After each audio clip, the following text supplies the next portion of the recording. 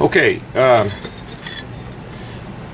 made a cheap buckshot mold here, which is kind of crude, but considering the price of buckshot, if you buy it ready-made, it's a pretty handy device to think about. If you got nothing better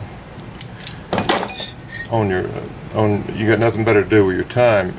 Actually, there's just two pieces of iron strap, and one has some small holes. I didn't use this hole here, obviously, but one has some small holes, maybe 1/4 inch, a little better. Depends on how big you want your shot to come out.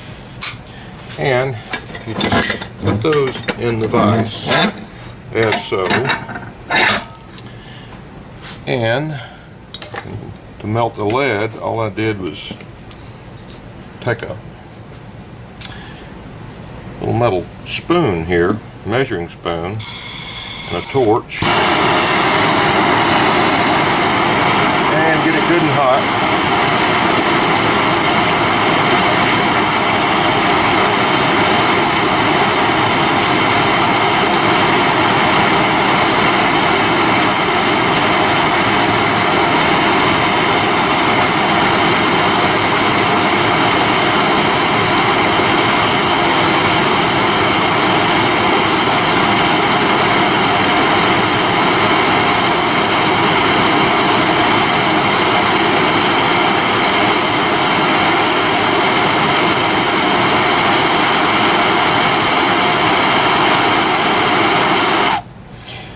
My lead's nice and runny now.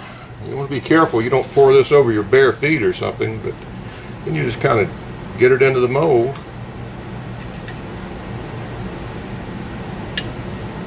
Doesn't matter if you overrun the mold, we'll trim that.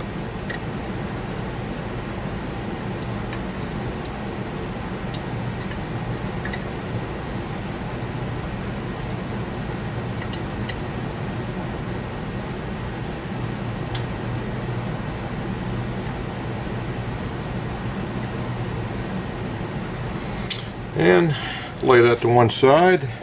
Use that again in a minute. The lead sets up immediately. You want to be careful because it's still going to be a little warm coming out.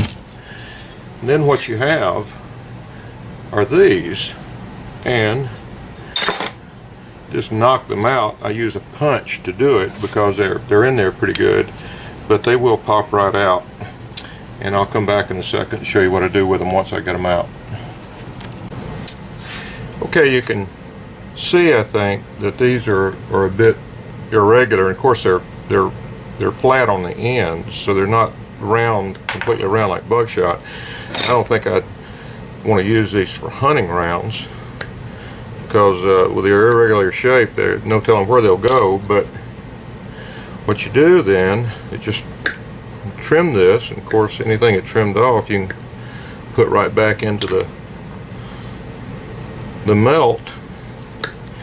And all I did was open up some number 8 fill loads in this case, and here you can see one that is open. Now what I have on here is a piece of 3/4 inch, I think it's type K copper. Type M would probably work okay, and all I did was open it up, dump the number 8 birdshot out, and then you can just fill it with these. Now it'll probably hold about 8. There's 4, 5, 6. No, it's only going to hold 6, I believe. Might get one more in there. Try.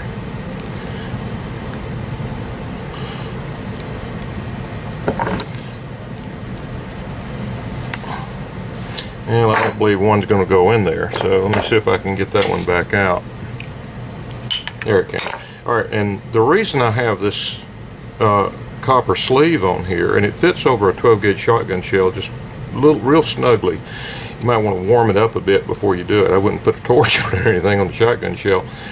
but just, you know, put it in your pocket or something so the lead will or the copper will expand a bit.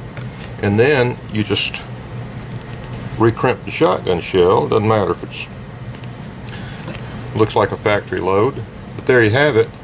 And then push this back out and you have a serviceable 12 gauge buckshot round there that you're not paying a fortune for.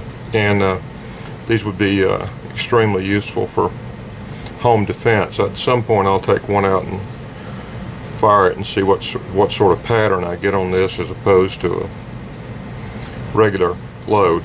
But cheap buckshot out of a field load. You can buy the field loads for $6 or $7 a box, but as you well know, buckshot goes for a bit higher. And of course these are 2 3/4. You could do the same thing with the high brass stuff. So cheap buckshot, dudes.